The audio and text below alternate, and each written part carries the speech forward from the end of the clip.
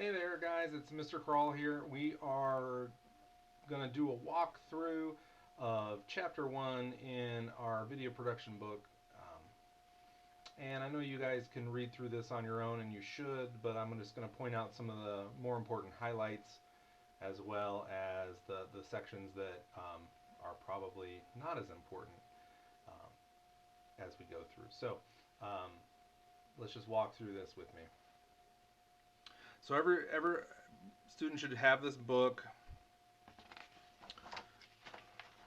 The one thing to note is that this book is copyright 2008. So we are definitely more advanced than this book has, and there'll be some things that are out of date with this book. So that's the first thing to point out. Nothing too thrilling about the way it's set out. We've got our table of contents. We're going to be talking about Chapter 1 here. You see my Band-Aid. I had an interaction with a table saw that was not good, so you'll get to see my big pointer finger throughout this video. Video communication, video production, that's what we're going to be talking about. So let's get to page 11. You'll see some of the objectives in this book we're going to hit, and then you're just going to have to bear with some of these pictures are pretty old school, like camcorders that take full-size videotapes. I don't even think they make VHS tapes like that anymore. Things like that. So just be open to what you're about to read. So this section right here, really important. It talks about video and how that's different than film.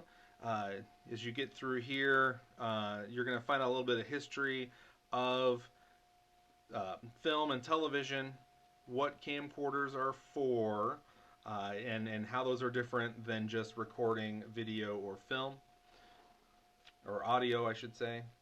Video versus film. These bullet points are important because this is about how we've modernized video production from the past, how it was originally done. Talks here about converging technologies. This argument isn't much of an argument anymore because now it's 2020 and digital is the way to go. So this book is going to talk about digital like it's in its infancy stage, and it is not at this point. Everything in here is worth reading because it's an easy read, and even this entire chapter is only like 7 pages long. So it's worth reading through all the parts, even the ones that may not be super relevant to today. But as we read through, we're going to find out exactly the purposes of these different parts of communication through the video. Make sure you read all the boxes though. This section on visual literacy, very important to our course, even though it seems like it's a separate thing. Don't skip that section. And it's talking a little bit about how the nature of video may look like it's real, but it's not. Like, for instance, walking into a room and then entering the room, you could be in 2 different places, but the video makes it look like you're in the same place.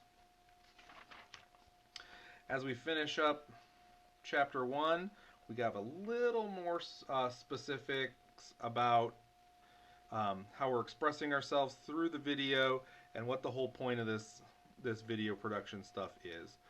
What we're focusing on in this course will be mostly pre-production and production.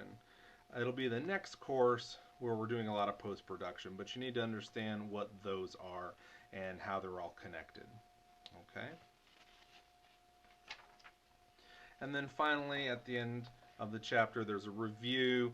We'll do these eventually. Be sure to read through the technical terms because we want to be able to use the proper terminology.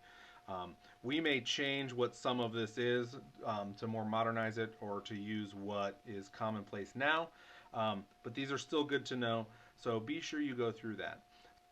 Take your time. We're not in a rush. We're creating content in this course. This book specifically talks a lot about video and the ways we can edit and film things, which is going to be amazing, but there's going to be a lot of hands-on things we do, And I want you to look at the next couple videos in the module in Canvas that'll show you how we're doing smaller things. And these are more contemporary videos, so things about using the cameras properly and lighting and that sort of stuff. So if you have any questions, feel free to ask it on Canvas if you can't find me, and put something in the discussion or send me an email, and we will make sure that we progress in this course as best as we can. Thanks.